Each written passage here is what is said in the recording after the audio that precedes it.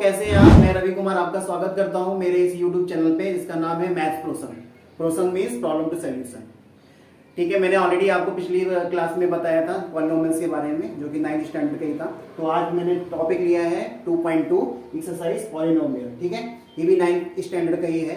तो पिछली बार मैंने आपको इंट्रोडक्शन दिया था पॉलिनोमियल्स के बारे में कि पॉलिनोमियल होता क्या है। ठीक है, उसको कैसे पहचानते हैं, क्लासिफिकेशन क्या है, किस कंडीशन में पॉलिनोमियल्स नहीं होते, किस कंडीशन में होते हैं, उनके जीरोस क्या रहते हैं और एक्सपोनेंट क्या रहते हैं, वो सब मैंने आपको बताया था।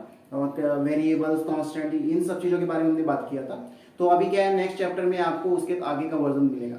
मतलब जीरो पॉलिनोमियल्स की एक्चुअली कुछ वैल्यू भी होती होगी ना, क्योंकि उसमें एक्स वेरिएबल होता है, वाई वेरिएबल होता है, हर एक वेरिएबल की कुछ ना कुछ वैल्यू होती है ना इक्वेशन में। तो वही आज हमें पता करना है कि वो इक्वेशन जो पॉलिनोमियल्स हमारी रहती है उसमें वैल्यूज को कैसे निकालना है। ठीक है, और एक्चुअल में वैल्यूज क्या होती हैं, कैसे निकालना है उनको, वो आज हम डिस्कस करेंगे। तो without wasting time we will proceed to topic right now. अपना ध्यान बिल्कुल अच्छे से दीजिए और वीडियो को लास्ट तक देखिए ताकि आपको समझ में आ जाए। क्योंकि मैंने क्या किया है, स्टार्टिंग में बहुत सारा कॉन्सेप्ट क्लियर किया है जो इस चैप्टर के लिए लगने वाला है, और बाद में मैंने इस एक्सरसाइज को सॉल्व किया है जो कि आपको आगे पता चलेगा।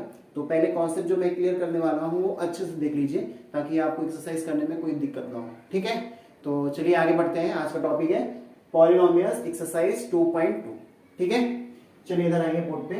और आज का टॉपिक मैंने लिया है, टॉपिक है आज का zeros of the polynomial. Actually zeros का क्या मतलब रहता है? जीरोस, हाँ मतलब कोई पॉलिनोमियल है तो उसमें एक्स की कुछ ना कुछ वैल्यू रहेगी, तो वो सेटिस्फाई वैल्यू ही हमारी जीरोस कहलाती है। ठीक है ना।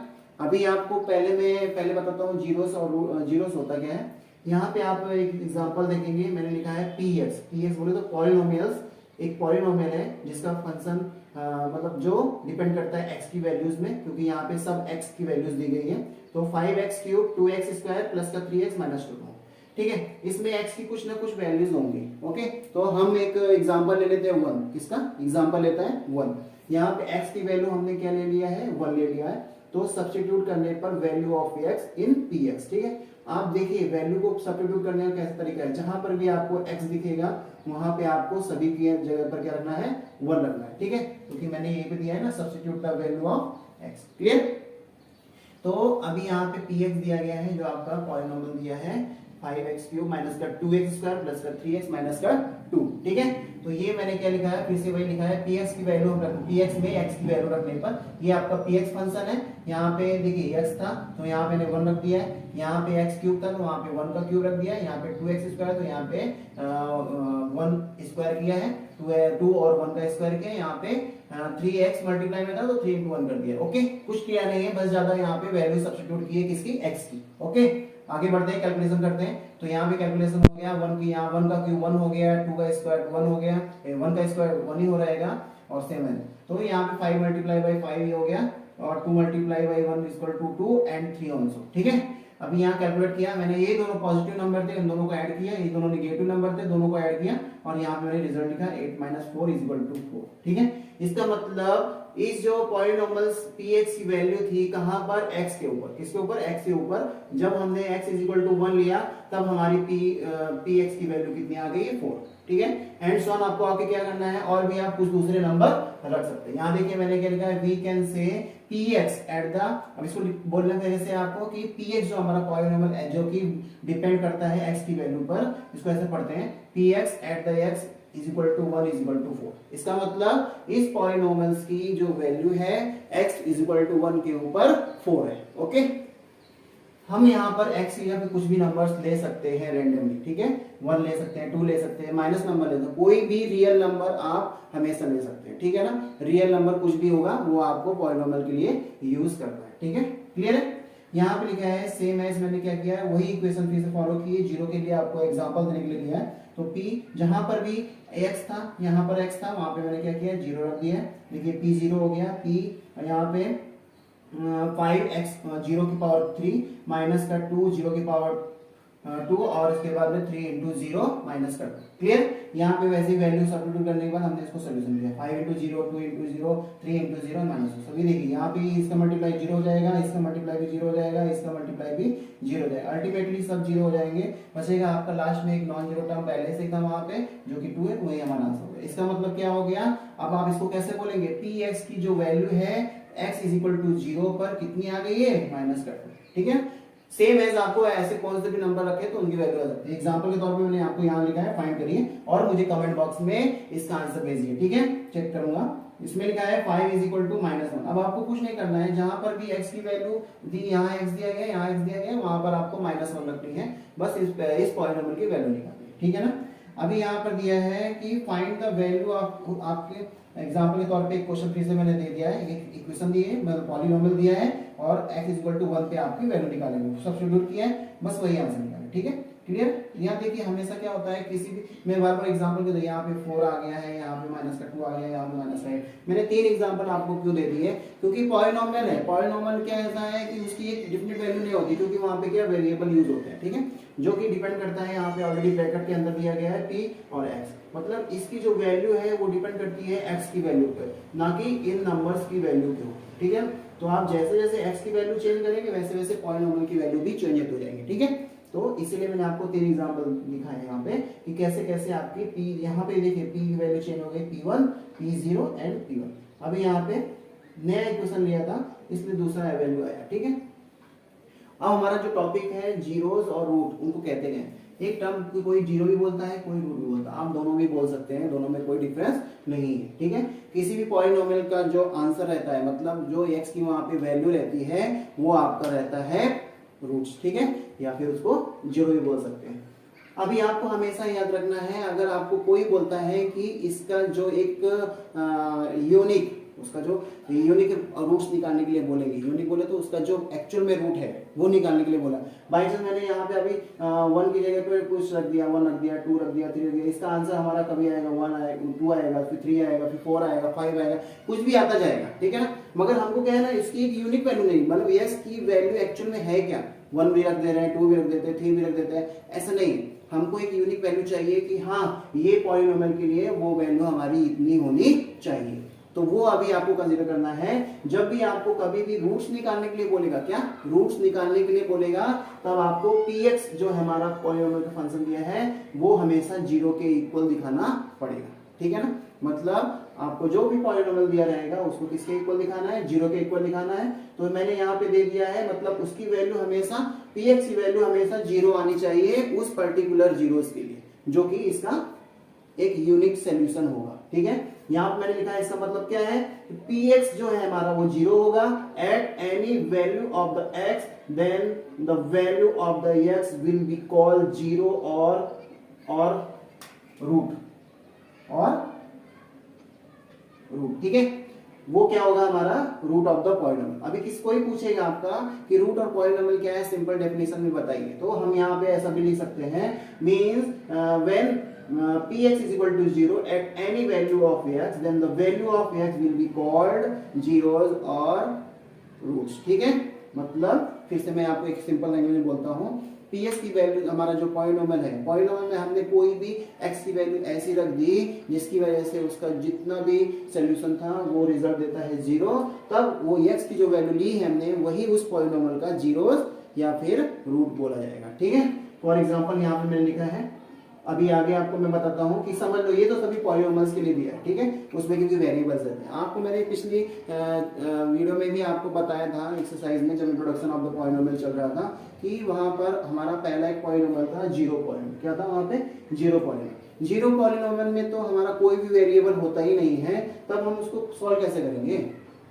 कैसे सॉल्व करेंगे? वहां पे तो x की वैल्यू नहीं रहती है, y की वैल्यू, मतलब y तो रहता ही नहीं, x तो रहता ही नहीं, मतलब कोई वेरिएबल रहता नहीं है वहां पे। ठीक है? जब वेरिएबल ही रहता है तो हम उसको निकालेंगे कैसे, वैल्यू कैसे निकालेंगे? तो क्या उसका मतलब है, क्या उस जो 0 पॉलिनोमियल है, क्या उसकी कोई भी जीरोस नहीं होते हैं क्या? मतलब अगर वो पॉलिनोमियल है तो हम जैसे बोल रहे हैं कि कभी भी कोई भी पॉलिनोमियल रहेगा तो उसका जो एक यूनिक सॉल्यूशन रहता है वो 0 और या रूट कहलाता है, बराबर है? तो हमारा 0 पॉलिनोमियल के लिए ऐसा कंडीशन नहीं होने वाला है क्या? नहीं होने वाला है। ठीक है ना? कैसे क्या? अभी देखिए मैंने यहाँ पे आपको लिखा है 5, ठीक है। हमारा 5 है क्या है, नॉन जीरो कांस्टेंट नंबर है, बराबर है। तो इसको मैंने क्या लिखा है, आपको मैंने पिछली बार ही बताया था, कभी भी किसी भी नंबर में उसका जो अगर वेरिएबल के फॉर्म में हमको लिखना पड़ा तो हम उसको क्या लिख सकते हैं, 5x की पावर 0, ठीक है। यहाँ पे लिखिए मैंने क्या लिखा है, then we can say 5 has no zero because of no variable. क्या हम बोल सकते हैं ऐसा? नहीं। इसका मतलब क्या है, यहाँ पे 5 इज इक्वल टू क्या है, 5 को हम क्या लिख सकते हैं, 5x के पावर 0, बराबर है, क्योंकि x की पावर 0 है। कोई भी एक्सपोनेंट ऐसा रहता है जिसमें क्या रहता है, पावर 0 में आती है, तो उसका आंसर हमेशा 1 रहता है। तो 5 × 1 = 5 होता है। इसका मतलब क्या होता है, ऑल जीरो नंबर्स, जो नॉन जीरो नंबर्स वाले कांस्टेंट पॉलिनोमियल रहते हैं, हैज नो जीरो, उसका कोई भी जीरो नहीं रहता है। Then every real number will be the zero of the polynomial। इसका मतलब मैं यही बोल रहा था आपको कि यहाँ पे जो नॉन जीरो कांस्टेंट पॉलिनोमियल रहते हैं, हैज नो जीरो, बराबर, उसके एक जीरो नहीं होगा, बल्कि सारे के सारे रियल नंबर उसके जीरोज होंगे। एक पर्टिकुलर जीरो नहीं हम बोल सकते। जैसे हम यहाँ पे आपको क्या बोलते हैं, x की एक यूनिक वैल्यू आनी चाहिए, तो वहां पर हम यहाँ पर एक पर्टिकुलर जीरो नहीं ले सकते, पर्टिकुलर एक ही नंबर नहीं ले सकते। इसमें क्या हो जाएगा आपका कि आप सारे रियल नंबर्स जो होंगे वो उस जीरो पॉलिनोमियल के जीरोज होंगे। मतलब अगर मैं आपको 5 दे देता हूँ, तो 5 के लिए, उस 5 के लिए पर्टिकुलर जीरो पॉलिनोमियल के लिए 1 भी उसका जीरो है, 2 भी इसका जीरो है, 3 भी उसका जीरो है, 4 भी इसका जीरो है, एंड सो ऑन। ऐसे सारे रियल नंबर्स उसके जीरो होंगे एज पर स्टेटमेंट। ये आपको स्टेटमेंट हमेशा याद रखनी है कि क्या है, कि then every real number will be the zeros of the zero polynomial. मतलब कोई भी रियल नंबर ले लीजिए, वो आपका जीरो पॉलिनोमियल का जीरो होगा, ठीक है। क्यों होगा ऐसा, मैंने यहाँ पे एग्जांपल के तौर पे लिखा है। अभी समझ लीजिए, ये फंक्शन दिया था px = 5, px को मैं कैसे लिख सकता हूँ, 5 × x की पावर 0। सब्स्टिट्यूट करेंगे 1, 2 और 3, मैंने 3 रियल नंबर्स ले लिए, 1, 2 और 3 नंबर, ठीक है। तो देन हमारा p1 के लिए भी 0, हमारा आंसर वही 5 आ गया, 2 के लिए भी हमारा आंसर 5 आ गया, और 1, 3 के लिए भी हमारा आंसर 5 आ गया, बराबर है। इसका मतलब कि हम इसको दो कंडीशन भी बोल सकते हैं। पहले के लिए मैंने आपको क्या बताया था कि जब तक हमारा जीरो नहीं आता है पॉलिनोमियल का वैल्यू, तब तक हम उसको जीरोस नहीं मान सकते, बराबर। बट यहाँ पे देखिए 5 जो हमारा रियल नंबर्स है, ठीक है, तो उसके लिए हमारा सारे real number will be the zero of the polynomial, ठीक है। वो आपको सारे जीरो पॉलिनोमियल ही बोले जाएंगे, ठीक है, क्लियर है। यहाँ पे आपको एग्जांपल के तौर पे मैंने दिया है, ये सब की वैल्यू 1 रख रहा हूँ, 2 रख रहा हूँ, 3 रख रहा हूँ, 100 तक भी नंबर रख दिए तो सेम वैल्यू आएगी। इसका मतलब ये और ये सभी इसके क्या होंगे, पॉलिनोमियल इसके हो सकते हैं, ठीक है। इवन जीरो भी लिया जा सकता है, क्लियर। नेक्स्ट अभी आगे बढ़ते हैं एक्सरसाइज में, ठीक है। यहाँ एग्जांपल नंबर 3 दिया है कि चेक करना है हमें कि -2 और 2 are the zeros of the polynomial, ठीक है। यहाँ पर -2 और 2 जीरो है या नहीं है वो चेक करना है। तो मैंने आपको क्या बताया था, आपको एक चीज याद रखनी है, कभी भी किसी भी पॉलिनोमियल का एक यूनिक सोल्यूशन रहता है, ठीक है ना। वो यूनिक सोल्यूशन अगर हमने उस यूनिक वैल्यू को, x की जो यूनिक वैल्यू है वो अगर मैंने इक्वेशन में रख दी, तो उस इक्वेशन मतलब उस पॉलिनोमियल की वैल्यू हो जानी चाहिए 0। अगर वो उस वैल्यू में 0 बैठा देता है, आंसर उसका 0 आ जाता है, तो आप बोलेंगे हाँ यही एक उसका unique value of the x या y जो भी वेरिएबल है वहां पे, वो उसका एक यूनिक वैल्यू है, मतलब वही आपका 0 है। अदरवाइज अगर दूसरे कुछ नंबर्स आ जाते हैं तो वो उसके 0 नहीं। फॉर एग्जाम्पल मैंने एग्जाम्पल के तौर पे लिया है यहाँ पे, तो अभी यहाँ पे अगर मैंने आपको एक ही चीज बताया कि अगर आपको पॉलिनोमियल की पता करना है, चेक करना है, तो आपको क्या करना पड़ेगा, px जो हमारा दिया गया है वो हमेशा इक्वल दिखाना पड़ेगा 0 के, ठीक है। यहाँ मैंने लिखा है px आपका पॉलिनोमियल था, पॉलिनोमियल x+2, उसको दिखाया है px = x+2 = 0, बराबर है। तो यहाँ पे 0 अब हमें क्या करना है, चेक करना है कि बारी बारी से -2 रखने पर यहाँ पे क्या आंसर 0 आता है, या 2 रखने पर हमारा आंसर 0 आता है। तो पहले मैंने यहाँ पे लिखा है फॉर -2, ठीक है।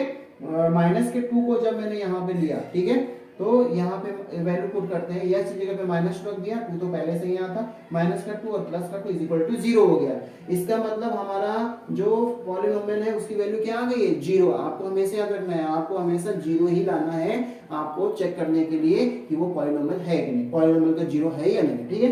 तो इसका मतलब जब मैंने -2 रख दिया तो इस पॉलिनोमियल की वैल्यू क्या हो गई, 0, इसलिए ये पॉलिनोमियल का 0 है या फिर रूट है, ठीक है। नेक्स्ट हम 2 के लिए चेक करेंगे, फॉर यहाँ लिखा है ना, फॉर 2, तो अभी जहां जहां पर हमें x दिया गया है वहां पे हमें 2 रखना है, यहाँ पे भी 2 रख दिया है, यहाँ पे भी 2 रख दिया, ये पहले से 2 था, तो 2 प्लस का 2 इज इक्वल टू 4, जो कि नॉट इक्वल टू 0, बराबर है। यहाँ पे वो 0 के इक्वल नहीं आया, बराबर।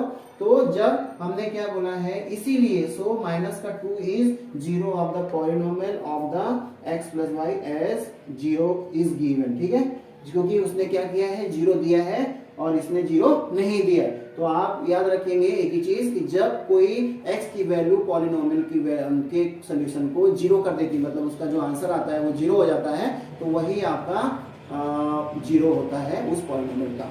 अदरवाइज अगर दूसरा कोई नंबर है, अगर उसके सॉल्यूशन से हमने क्या किया, दूसरे नंबर आते हैं मगर 0 नहीं आता है, तो वो हमारा पॉलिनोमियल का 0 नहीं होता है, ठीक है। चलिए आगे बढ़ते हैं एक्सरसाइज में। एक्सरसाइज में नहीं और एग्जांपल दिए गए हैं। Find the zero of the polynomial. अभी तो ये आपको ऑलरेडी उन्होंने 2 जीरो दिए थे, बस आपको चेक करने के लिए बोला था, ठीक है। क्या किया था, यहाँ पे 0 दिए, 2 जीरोस आपको 2 वैल्यू दी गई थी, उनको चेक करना था कि वो पॉलिनोमियल के जीरो है या नहीं है। अब उसने क्या बोला है कि आपको 0 खुद से निकालना है। क्या करना है, आपको 0 खुद से निकालना है। पॉलिनोमियल दे दिया जाएगा, उसका 0 क्या है वो आपको खुद से बताना है, ठीक है। यहाँ पे मैंने लिया है 2x प्लस का 1 एक एज एग्जांपल दिया है, आपको इसका 0 निकालने के लिए बोला जा रहा है कि इसका 0 निकाल दो। फिर से वही बात आप याद रखिए, कभी भी कोई भी 0 निकालने के लिए बोलता है पॉलिनोमियल का, तो आपको उस पॉलिनोमियल को हमेशा इक्वल टू 0 दिखाना पड़ेगा। यहाँ पर इसका मतलब क्या हो गया आपका, मैंने लेट कर लिया कि ये x फॉर्म में मैंने लिखा px equal to 2x। Find यहाँ लिखा है मैंने ऑलरेडी, ध्यान दीजिए यहाँ पे टू फाइंड जीरोस, ठीक है। 0 निकालने के लिए px शुड बी 0, px को कैसे लिखना है, आपको 0 लिखना है। तो ये मैंने लिख दिया यहाँ पे px इज इक्वल टू 0, और px क्या है आपका 2x प्लस का 1, तो ये रख दिया मैंने। अभी क्या करते हैं, हम लोग को याद रखना है कि कभी भी इक्वेशन जब आपको इस तरह की मिलती है, तो आपको वेरिएबल को लेफ्ट साइड में और कांस्टेंट टर्म को हमेशा कांस्टेंट नंबर को राइट साइड में भेजना पड़ता है। जैसे कि अगर यहाँ पे ये प्लस है, ऑपरेटर इसका 0 प्लस है, तो आपको उधर भेजते समय इसको माइनस करना पड़ेगा। यहाँ पे 2 इंटू एक्स है, इसका मतलब यहाँ पे ऑपरेटर क्या है आपका मल्टीप्लिकेशन, मल्टीप्लाई है, तो आपको उधर जाते समय उसको डिवीजन भेजना पड़ेगा। ट्रांसफर करना तो सबको आता ही होगा, तो ठीक है। यहाँ पे transfer the constant term and coefficient, ये कांस्टेंट टर्म है और ये इसका कोफिशिएंट है, वो उसको उधर भेजना है हमने। तब हमने ट्रांसफर किया यहाँ पे, तो क्या हो गया 2x इक्वल टू ये प्लस था, उधर जाते जाते माइनस हो गया, और ये मल्टीप्लाई में था, इधर जाते जाते क्या हो गया डिवीजन में हो गया। तो यहाँ पे x की वैल्यू कितनी हो गई, माइनस का 1/2, और यही आपका 0 है। क्या है, यही आपका 0 है। किस पॉलिनोमियल के लिए, इस पॉलिनोमियल के 2x प्लस का 1 के लिए हमारा माइनस का 1/2 क्या है, 0 है, ठीक है।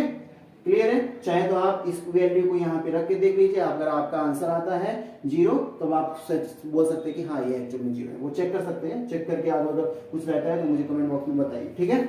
नेक्स्ट अभी आपको क्या किया है, पहले आपको एग्जांपल में उन्होंने क्या बता दिया कि आपको चेकिंग करना है, वेरीफाई करना है कि जो दिया हुआ 0 है रिलेटेड टू पॉलिनोमियल्स, वो उस पॉलिनोमियल का 0 है या नहीं। दूसरा है आपको 0 निकालना है खुद से पॉलिनोमियल से। तीसरा आपको क्या बोल रहा है कि वेरीफाई करना है फिर से कि वो उसके जीरोस है या नहीं। फिर से सेम क्वेश्चन आ गया, बट यहाँ पे आपको इक्वेशन कुछ अलग टाइप की दिखती है क्या। यहाँ पे मैंने एक क्या लिया है, पावर 2 वाले कौन से होते पॉलिनोमियल, मालूम है आपको, पिछले एक्सरसाइज में बताया मैंने, क्वाड्रेटिक पॉलिनोमियल दिया है मैंने, ठीक है। अभी तक यहाँ पे देखिए x की पावर 1 थी, सभी जगह मैंने कोई भी x की पावर अभी तक 2 नहीं ली थी, मगर यहाँ पे मैंने एग्जांपल के तौर पे आपको एक x की पावर 2 दी है, बराबर। यहाँ पे देने का मतलब क्यों है, मैं आपको आगे बताता हूँ क्यों हमने ऐसा लिया है।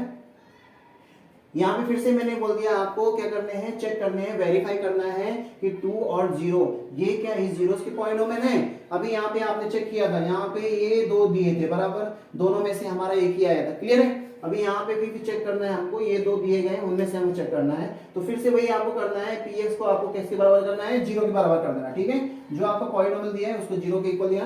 अभी मैं पहला लेता हूँ 2, लिखा है यहाँ पे for x is equal to 2, तो p2 इज इक्वल टू क्या हो जाएगा, 2 स्क्वायर माइनस का 2 into 2 is equal to 4 minus का 4 is equal to p2 is equal to 0, बराबर है। यहाँ पे ps की वैल्यू कितनी आ गई, 0। जैसे ही 0 आ गई आप क्या बोलेंगे, यस ये तो इसका 0 है, इस पॉलिनोमियल का 0 ये हमें मिल गया, ठीक है। अभी आपको क्या लगता है 0 के लिए होगा, आप लोग सबके मन में आ गया होगा कि ठीक है एक मिल गया, दूसरा वाला तो 100% होने ही वाला नहीं है उसके लिए। तो चेक करके एक बार देख लेते हैं ना क्या होता है। यहाँ पे लिखा है for x is equal to 0 अभी ले रहा हूं मैं, तो p0 इज इक्वल टू क्या हो जाएगा, 0 का स्क्वायर माइनस का 2 इंटू 0, तो 0 माइनस का 0 इज इक्वल टू 0। देखिए इसमें भी 0 आ गया, इसमें भी 0 हो गया, इसका मतलब क्या है, इसके क्या 2 0 है क्या, हाँ इसके क्या 2 0 है, तो यस इसके भी इसके 2 ही 0 हैं। अभी यहाँ पे आपको एक पॉइंट बिल्कुल क्लियर करना है कि जब भी आपका पॉलिनोमियल रहता है, ठीक है, क्लियर है, यहाँ पर अगर आपको लीनियर पॉलिनोमियल दिया जाएगा जिसकी पावर हो जाती है आपकी 1, और जब आपको कोई क्वाड्रेटिक पॉलिनोमियल दिया जाएगा जिसकी डिग्री रहती है आपकी 2, तो जब यहाँ पे 1 पावर थी तब हमारा कितना जीरो आ रहा था, एक जीरो आ रहा था, वो भी यूनिक, ठीक है। यहाँ पे जब हमारा 2 पावर है मतलब क्वाड्रेटिक पॉलिनोमियल है तो हमारा कितने जीरोस आ रहे हैं, 2। अगर आप सोचिए इसी एग्जांपल के तौर पे अगर हम आगे जाएंगे जिसकी पावर 3 रहेगी तो उसके जीरोस कितने होंगे, 100% 3 जीरोस रहेंगे, ठीक है। तो अभी आपको यहाँ पे क्लियर हो गया है कि जैसे जैसे हमारे पॉलिनोमियल्स बढ़ते हैं जितनी उनकी डिग्री रहती है उतने ही उनके जीरोस होने वाले हैं, ठीक है। तो यहाँ पे मैंने उसके बिहार में कुछ टर्म्स लिखे हैं, यहाँ देखिए फिर से मैंने वही लिया, दोनों में जीरो आ गया, for both zero and the 2 px is equal to 0। तो इसीलिए क्या हो रहा है, px इन दोनों केस में क्या हो रहा था, जीरो हो रहा था, बराबर है। तो इसके लिए then zero and both are the polynomials of the zero are the polynomials, ठीक है। इसीलिए ये दोनों ही उसके जीरो हैं। अब आपको पता चल गया ना मैंने यहाँ पे क्वाड्रेटिक पॉलिनोमियल क्यों लिया है, ताकि आपको दिखा सकूं कि जैसे जैसे हमारा पॉलिनोमियल बढ़ता है, लीनियर होता है, लीनियर के बाद में आपका क्वाड्रेटिक होता है, क्वाड्रेटिक के बाद में क्यूबिक रहता है, तो उस जैसे जैसे उसकी पावर बढ़ती जाती है, एक्स की जितनी बड़ी पावर रहेगी, डिग्री जितनी बड़ी रहेगी, वही उतने उसके जीरोस होंगे, ठीक है। चलिए आगे बढ़ते हैं। इस कंडीशन ये दो जितने भी हम ये क्या है ना, इस जो कॉन्सेप्ट मैंने क्लियर किया है उसका ये एसेंस है, थोड़ा मतलब इसका फाइनल क्लोजिंग है। आप इसको जरा देखिए ध्यान से, मैं क्या बता रहा हूँ। A zero of a polynomial need not be zero, मतलब किसी भी पॉलिनोमियल का जो जीरो रहता है वो जीरो होता है, तो नीड मतलब कोई जरूरत नहीं रहती उसकी, मतलब उसकी वैल्यू रहती है जीरो। जीरो का मतलब क्या है, कुछ भी नहीं, ठीक है, क्लियर। जीरो में भी zero of the polynomial, zero किसी भी पॉलिनोमियल का जीरो हो सकता है, बट यहाँ पे क्या नीड नॉट बी जीरो बोला, तो उसकी कोई जरूरत वैसे रहती नहीं है, बाकी हमको नंबर का यूज होता है। बाई चांस आपको किसी ने किसी की एज निकालने के लिए बोल दिया, उसमें क्वाड्रेटिक इक्वेशन था, तो वहां पे दो वैल्यूज आ गई, बराबर, एक वैल्यू आपकी जीरो आ गई, एक वैल्यू आपकी पॉजिटिव में आ गई, तो आप मतलब जो होल नंबर में आ गई, तो आप क्या करेंगे, एज क्या जीरो पकड़ेंगे, नहीं नहीं। जब आप आगे बढ़ते जाएंगे ना, क्वाड्रेटिक इक्वेशन सॉल्व करेंगे, पॉलिनोमियल सॉल्व करेंगे, तब आपको इसका एक्चुअल में वैल्यू पता चलेगा कि हाँ क्यों ऐसा होता है, ठीक है। तो जीरो में भी zero of the polynomial, zero भी आपका पॉलिनोमियल का जीरो हो सकता है। Every linear polynomial has one and only one zero, ठीक है। ये जैसे मैंने बताया किसी भी पॉलिनोमियल में जो कि आपका लीनियर पॉलिनोमियल रहेगा उसका जीरो हमेशा क्या रहेगा, एक ही रहेगा। अभी कोई मैं यहाँ लिख सकता था कि किसी क्वाड्रेटिक का क्या होगा, 2 जीरो होगा, किसी क्यूबिक का क्या होगा, 3 जीरो होगा, ठीक है। तो नेक्स्ट आपको मैं बताता हूँ, a polynomial can has more one zero, बराबर है। पॉलिनोमियल तो कोई भी है, चाहे देखिए आप लीनियर को भी पॉलिनोमियल बोल रहे हैं, क्वाड्रेटिक को भी पॉलिनोमियल बोल रहे हैं, क्यूबिक को भी पॉलिनोमियल, अल्टीमेटली जो भी इक्वेशन हमारी अलजेब्रिक फॉर्म में लिखी जाएगी वो सब क्या होगी, पॉलिनोमियल ही होगी। तो इसका मतलब है पॉलिनोमियल की जो जीरोस रहते हैं वो मोर देन वन भी हो सकते हैं, मतलब जरूरी नहीं है कि हमेशा एक ही हो, बस केवल लीनियर पॉलिनोमियल के लिए केस बैठता है कि आपके वहां पर एक होंगे, बाकी जितने भी आगे बढ़ते जाएंगे पॉलिनोमियल उतना आपका उसका जीरोस की वैल्यू बढ़ती जाएगी। बाई चांस किसी पॉलिनोमियल को मैंने डिग्री 5 लिख दिया, ठीक है ना, तो इसका मतलब क्या है, उसके कितने जीरोस होंगे, 5 जीरो होंगे, ठीक है। इतना तो क्लियर हो गया होगा सबको। फिर से मैं एक रिव्यू बता देता हूँ एक्सरसाइज में पढ़ने से पहले। यहाँ मैंने आपको क्या बताया, जीरोस के बारे में बताया कि जीरोस एक्चुअली में क्या होता है। जीरो एक्चुअली आइडेंटिफिकेशन यहाँ है, बस मैं आपको यहाँ पे वैल्यू निकालना सिखा रहा था। किसी भी पॉलिनोमियल के लिए जब हम लोग कोई भी x की वैल्यू लेते हैं, अगर हम उसको सब्स्टिट्यूट करते हैं तो एक वैल्यू आ जाती है, उस वैल्यू को हम क्या करते हैं, उस पॉलिनोमियल की वैल्यू बोलते हैं, ठीक है। फॉर एग्जांपल मैंने यहाँ पे 3 एग्जांपल दिए थे, इसमें बारी बारी मैंने क्या किया था, x की वैल्यू को चेंज किया था और नई नई वैल्यूज आ गई थी, जिसको हम क्या बोलते थे, वैल्यू ऑफ द पॉलिनोमियल, ठीक है। नेक्स्ट आपको मैंने क्या बताया था, जीरो जरूर, जब भी पॉलिनोमियल में क्या रहता है, आपको उस पॉलिनोमियल की वैल्यू जीरो आ जाती है, और तो हम क्या बोलते हैं, उस समय जो x की वैल्यू रखी गई थी वही उसका यूनिक जीरो होता है। ये हमने यहाँ पे बताया था, जिसको हम लोग रूट भी बोलते हैं, ठीक है। यहाँ पे मैंने डेफिनेशन भी बताया था कि जब x की वैल्यू रखने पर पॉलिनोमियल की वैल्यू जीरो हो जाती है तब वही आपका जीरो या रूट्स ऑफ द पॉलिनोमियल कहलाता है, ठीक है। तभी यहाँ पर था, बाद में हमने आपको बताया था नॉन जीरो फैक्ट जो रहते हैं वो एक्चुअल में कुछ इतना इंपॉर्टेंट नहीं है, बट आपको इंट्रोडक्शन के लिए मैंने दे दिया है, उसका कुछ वैल्यू नहीं है, मतलब ज्यादा ध्यान देने की जरूरत नहीं है उसको। नेक्स्ट मैं आपको बताया था कि हम लोग कैसे चेक करेंगे कि पॉलिनोमियल है या नहीं, पॉलिनोमियल का जीरो है या नहीं। तो वही आपको बताया कि हमेशा याद रखिए कि जब भी आपको पॉलिनोमियल की वैल्यू निकाल पूछेगा कि हाँ ये पॉलिनोमियल का जीरो है या नहीं है, तो आप केवल एक ही चीज बताएंगे कि आपको पॉलिनोमियल को क्या करना है, जीरो के इक्वल रखना है और बारी बारी हम लोग वैल्यूज को पुट करके चेक करेंगे। अगर वैल्यू आपकी जीरो आ जाती है उस पॉलिनोमियल की, तो आप कहेंगे हाँ ये उस पॉलिनोमियल का जीरो है।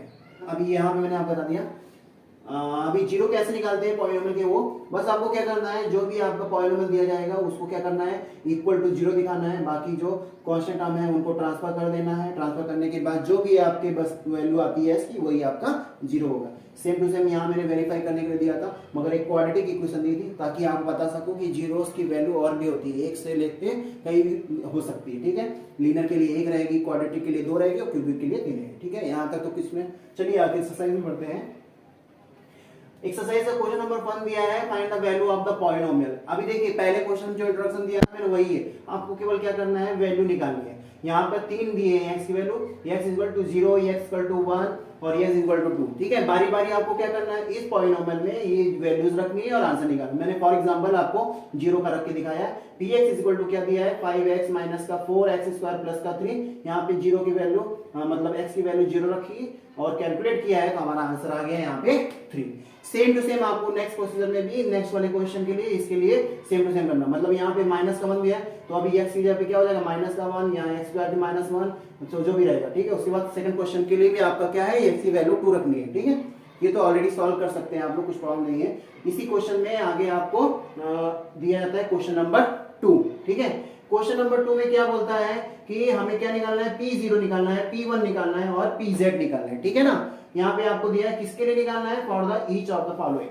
पॉलिनोमियल्स। यहाँ पॉलिनोमियल दिया है, तो आपको पॉलिनोमियल दिया है तो आपको क्या करना है, यहाँ पे इसका वैल्यू निकालना है। कौन कौन सा वैल्यू, एक यूनिक वैल्यू निकालनी है, P0, P1 और P2। तो बारी बारी से मैंने रखा है, पहले P0, उसके बाद है आपका उधर P1, उसके बाद है आपका P2। ठीक है, P0 निकालने के लिए क्या किया हमने, 0 सब जगह x y की वैल्यू जो है वहां पे हमने 0 रख दी। ठीक है, 0 स्क्वायर प्लस माइनस का 0 प्लस 1 0 0 और यहाँ पे आंसर आ गया आपका 1। ठीक है, क्लियर है। अभी यहाँ पे क्या दिया है क्वेश्चन नंबर में, यहाँ 1 रखा है तो हमने सब जगह क्या रख दिया, 1 रखा है, 1 रखा है। यहाँ 1 रखने के बाद जो कट रहा था कैलकुलेशन किया और आंसर हमारा 1 आ गया। ठीक है, नेक्स्ट में हमने क्या किया, यहाँ पे 2 रख दिया है तो 2 का square plus 2 is equal to, आप सॉल्व करेंगे तो आएगा आपको, कुछ प्रॉब्लम नहीं। ये बहुत ईजी एक्सरसाइज है और उसमें कुछ इतना टेंशन लेने की बात नहीं है। ठीक है, क्वेश्चन नंबर 3। अभी इसके बाकी क्वेश्चन मैंने यहाँ पे लिख दिए, 3 क्वेश्चन और थे, 1 2 3 और ये 4। ठीक है, तो वही से आपको यहाँ पे t दिया है, यहाँ पे x दिया है, यहाँ पे x दिया है। इसका मतलब आपको क्या निकालना है, P0, P1 और P2, इन तीनों के लिए भी निकालना है। ठीक है, ये आप लोग एक्सरसाइज में करेंगे होमवर्क में, एज ए होमवर्क। ठीक है, वेरीफाई अभी करना है आपको कि following are the zeros of the polynomial.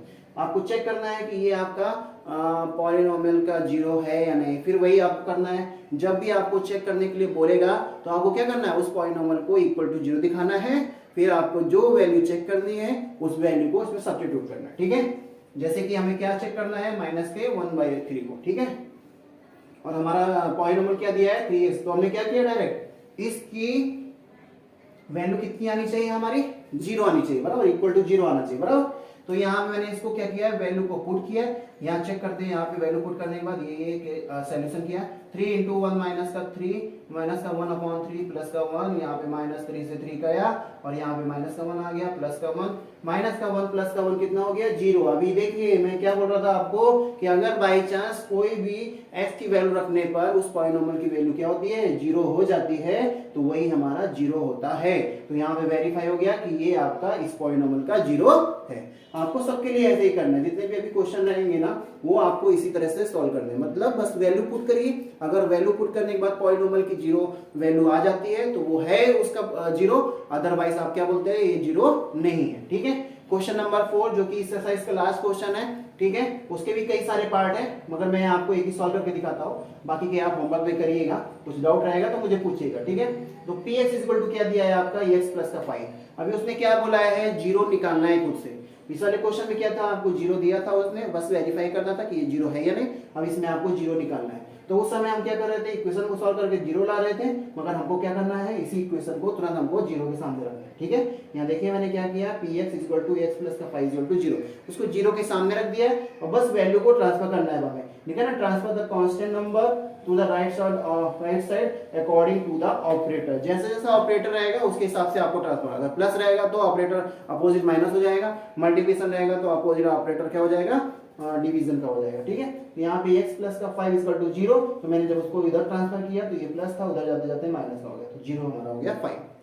ठीक है, बाकी के क्वेश्चन में भी ऐसे ही दिया गया है, बस आपको क्या करना है, उसको इक्वल टू 0 दिखाना है और ट्रांसफर करना है। ठीक है ना, तो इस एक्सरसाइज में 4 ही क्वेश्चन थे, चारों में से सब में क्या करना था आपको, पहले तो एक पॉलिनोमियल की वैल्यू निकालनी थी डिफरेंट एक्स की वैल्यूज के ऊपर, दूसरे में आपको क्या करना था, फिर से वैसे सेम टू सेम पॉलिनोमियल्स की वैल्यू निकालनी थी गिवन पॉइंट्स के ऊपर। ठीक है, सेम आपका क्या तीसरा क्वेश्चन था, आपका वेरिफिकेशन था कि वो उसके जीरोस है या नहीं है, तीसरे और चौथे क्वेश्चन में आपको क्या करना था, तो जीरोस निकालने थे। ठीक है, तो ये एक्सरसाइज कुछ बड़ी डाउटफुल नहीं है मुझे ऐसा लगता है, बट आप अगर कॉन्सेप्ट क्लियर कर लेंगे तो आपको कुछ डाउट नहीं होगा।